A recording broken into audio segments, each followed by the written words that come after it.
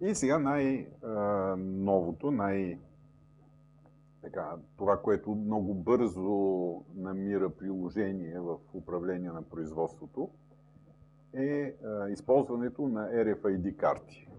Тези, които не знаят, това е както картите, с които си отваряме тук вратите в хотела.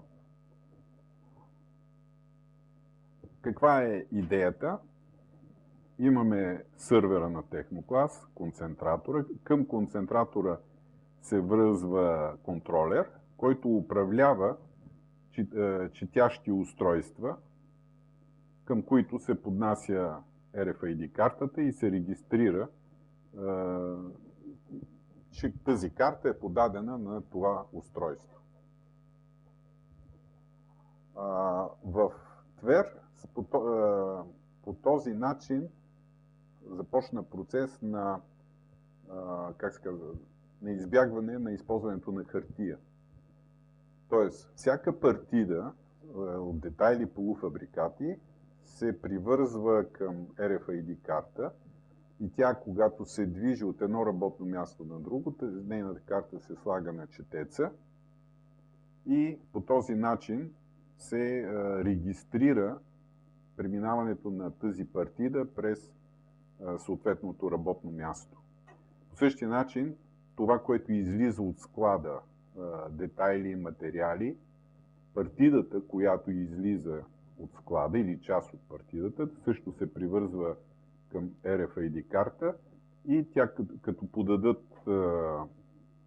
покупните елементи на работното място, където ще участват в някаква сглобка, се знае коя е партидата, която е подадена там и се изписват материалите именно от тази партида.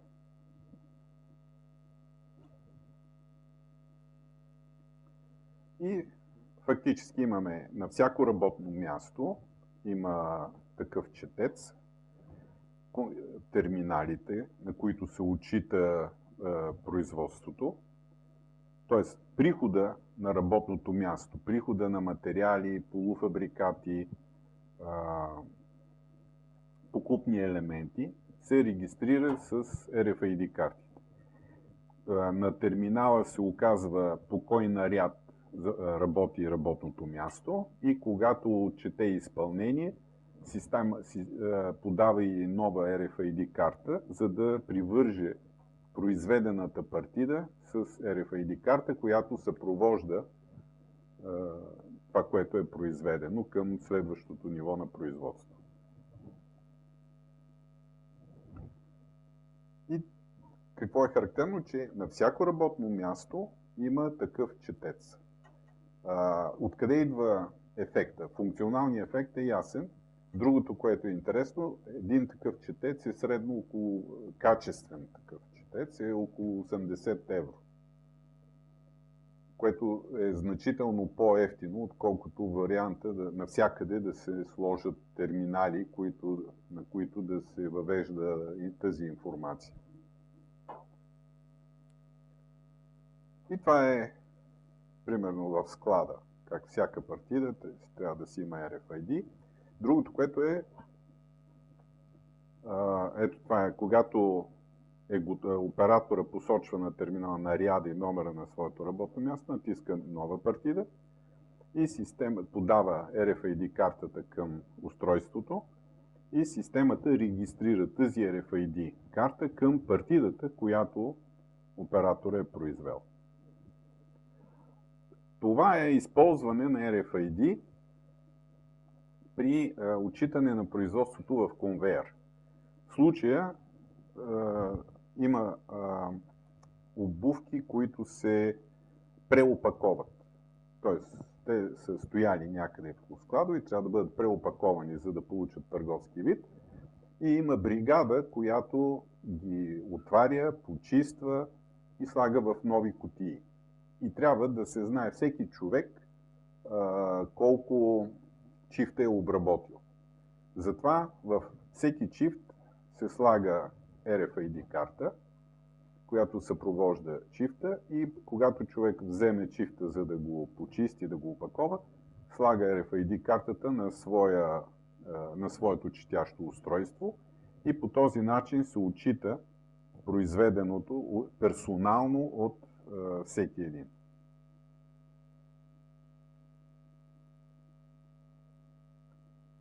И това е идеята, дето на всяко работно място има четец и изделията, които се движат по линията, за да бъдат обработени, когато се вземе за обработка, RFID картата се слага върху четящото устройство. Друго, което е интересно тук, че регистрацията на потребителите. На всеки оператор си има своя лична RFID карта, идентификационна карта, с която, когато дойде на работа, той се регистрира на устройството, на работното място, на което е определен да работи. И по този начин се знае кой на кое работно място работи и в зависимост от това какво се отчете на това работно място, примерно в дадения случай колко чифта са почистени, това автоматично се трупа на човека, който се е регистрирал на това работно място.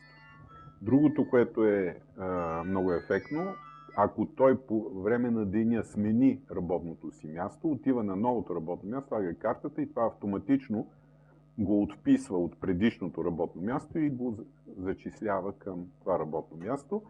И естествено се регистрира кой, на коя дата, в колко часа е дошъл на работното си място и кога е последния наряд, който завършен, последния наряд, който е изпълнил за деня. Това фактически прави излишна пропусната система, не като разрешение за влизане в предприятието, но това да се регистрира кой кога е дошъл на работа на пропуска, няма никакъв смисъл. Смисъл е кой кога си е дошъл на работното място. И от тук идва форма 76 се казваше, която т.е. има задача, която позволява към присъствието, което е регистрирано от картите, да се регистрират отпуските, болничните на всеки един и автоматично се изготвя форма 76 в Excel се изготвя, за да се подаде към ТРЗ.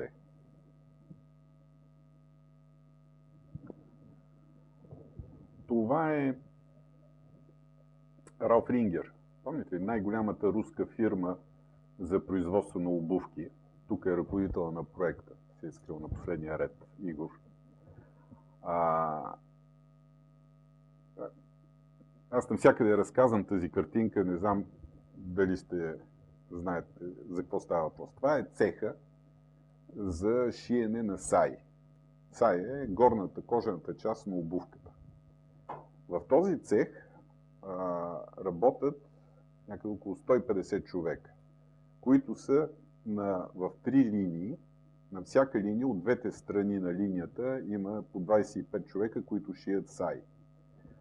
Разпределението на работата става в началото на линията има диспетчер, при който са тези кутии с по 10 шифта и във всяка кутия има маршрутен лист на операциите, през които трябва да минат тези детайлите за 10 шифта, за да стане саята. Средно в маршрутен лист има между 50 и 70 операции, които се изпълняват, за да бъде ушита саята. Диспетчера слага кутията на линията, натиска бутона за съответната позиция на линията на човека, който е специализиран за операцията, която трябва да бъде изпълнена и му праща кутията. Човек си я дърпа си кутията до машината, изпълнява операцията, която трябва да изпълни, пише си заводския номер срещу операцията и връща кутията обратно на диспетчера, за да я прати към следващия. Значи, каква е особеността? За да се осигури движение на материалния поток през линията, без да има тесни места. Операциите така трябва да бъдат разпределени между хората, че да се получи сравнително еднаква производителност. Защото един работи по-бързо, друг по-бавно. Този, който работи по-бързо, примерно му казват, ти ще правиш еди кои си 3 операции, другия му дават една операция и това естествено силно влияе на заплащането. И като минат тези кутии през всички операции, маршрутният лист попада в отчетното бюро, което стои от тези две жени. Те извикват на екрана маршрутния лист и те не гледат екрана, не гледат клавиатурата, само гледат заводските номера на хората и ги въвеждат. Те толкова бързо го правят това нещо, че на нас на 2 пъти ни се наложи да ускоряваме софтуера. Те работеха по-бързо от компютрите.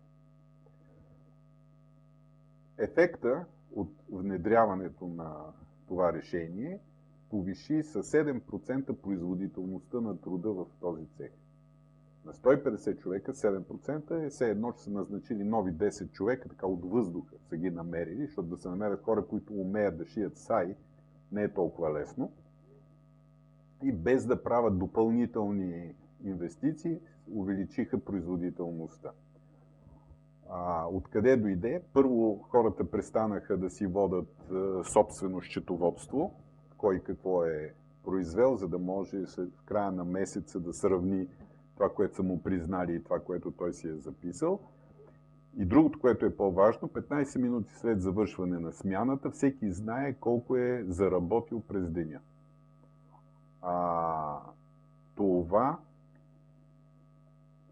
позволява на хората да си контролират производителността. Тоест, когато знае, че вчера е произвел за 5 лева по-малко, днеска се напъва да произведе пък за 5 лева повече.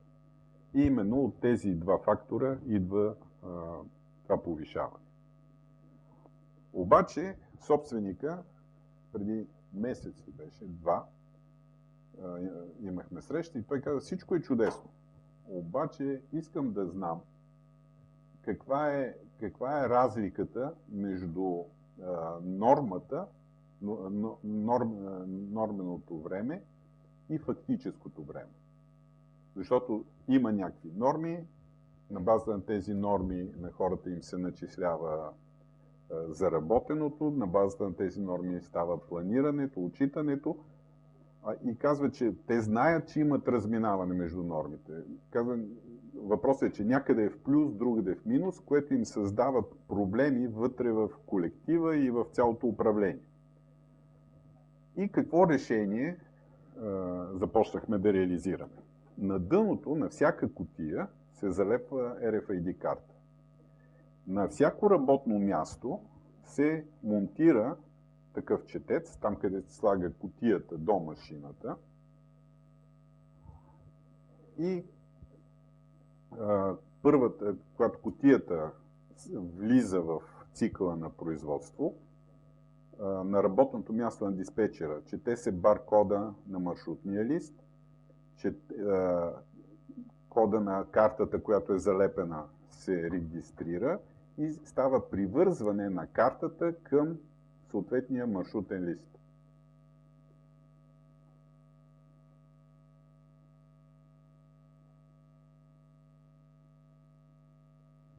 След това изпраща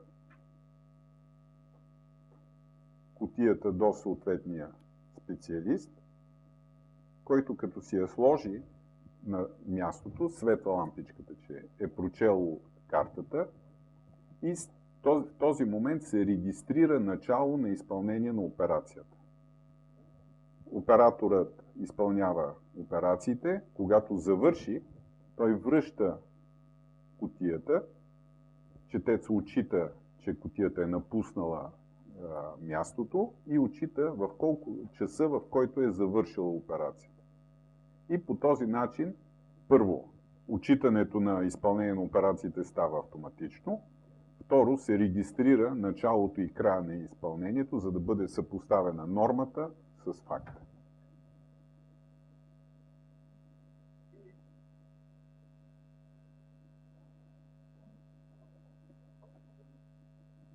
И такова работно място на ОТК, където слагайки кутията на своето работно място, така отбелязва на екрана, му излиза маршрутния лист, електронния вид на маршрутния лист на тази кутия и то отбелязва кои операции са дефектирани, за да върне за поправка и дообработка. По този начин се регистрира и